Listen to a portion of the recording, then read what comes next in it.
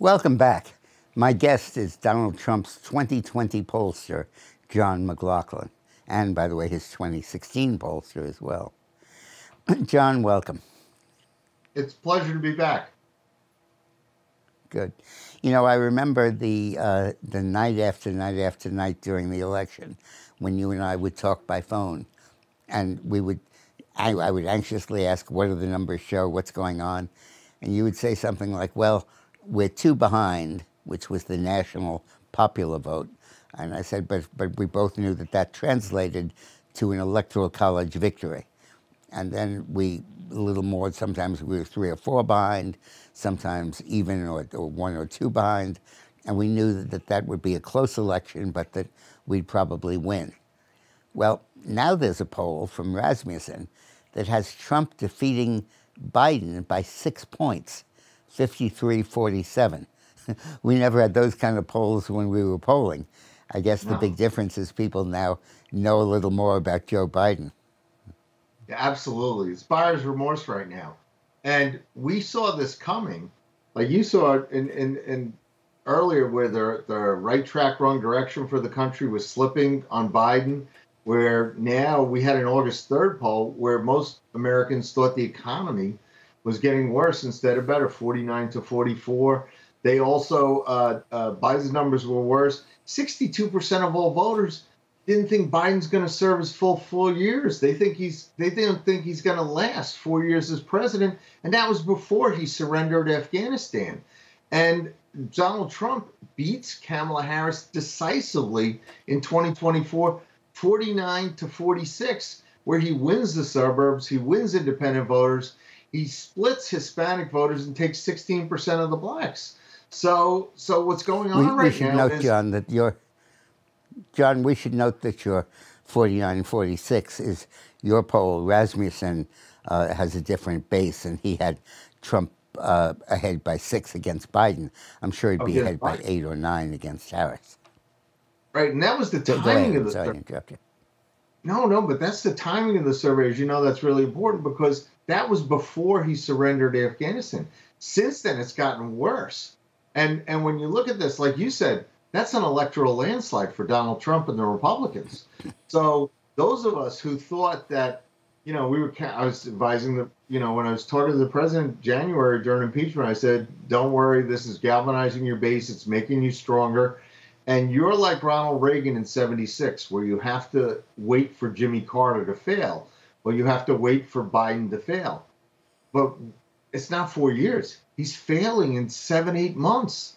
I mean, he surrendered Afghanistan. The economy's getting worse. He's taken the legacy that Donald Trump's given him with the vaccines, a growing economy, a strong national defense, and he's squandered it in a matter of months. And people are now wondering if he's up for the job.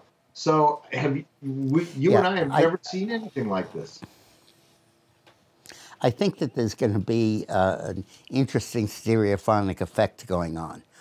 From the outside, the Republicans going to be saying, let's impeach him.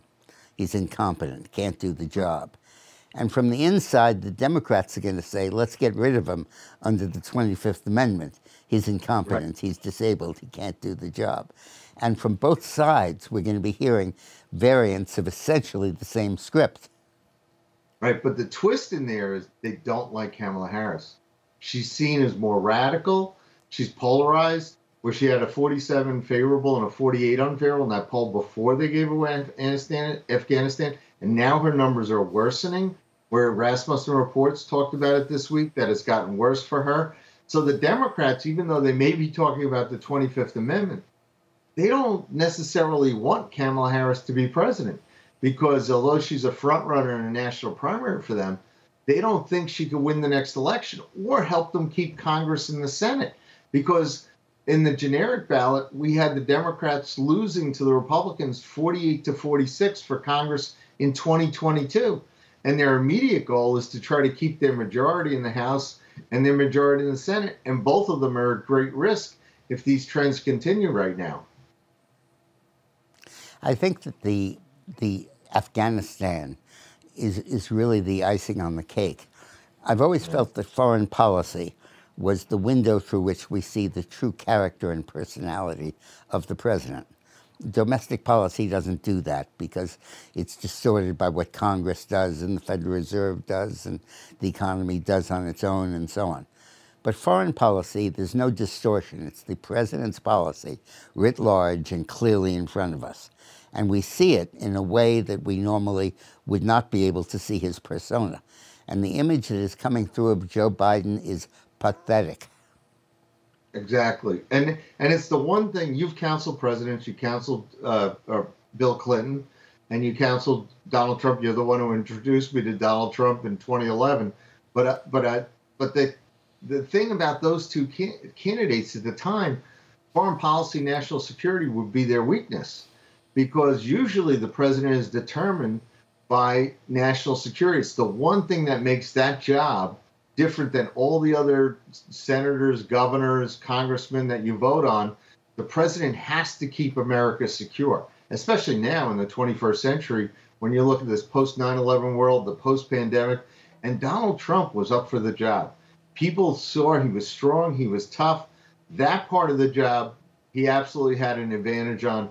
And now when you look at Joe Biden didn't want to get Osama bin Laden. He was when they had him in their sights, and you've got people like former Secretary of Defense Bill Gates saying that everything he touched was a disaster on foreign policy. You know what I think about? You know what I think about Joe Biden and his foreign policy? It's what Voltaire said about the kings of France, the Bourbons. He said they learn nothing and they forget nothing. That's Joe Biden. Doesn't learn anything and doesn't forget any of the bad ideas he had in the past. Absolutely, you're right. But now, him forgetting things, people are actually going to call for a cognitive test and have it public. We tried to raise an issue during last year's campaign because they were hiding them and they were keeping them out of the public eye.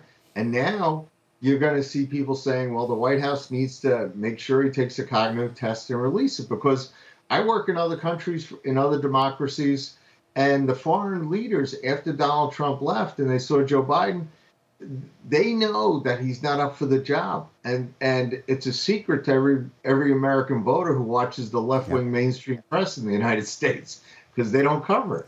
Absolutely. Absolutely. Yeah. Well, thank you, John. I appreciate it. A very good perspective. You just watched Newsmax TV, America's fastest growing cable news channel, now in more than 70 million homes. You can get Newsmax TV on your cable system or check your cable guide. And if your system doesn't carry Newsmax, call them, tell them you want Newsmax TV, because we're real news for real people.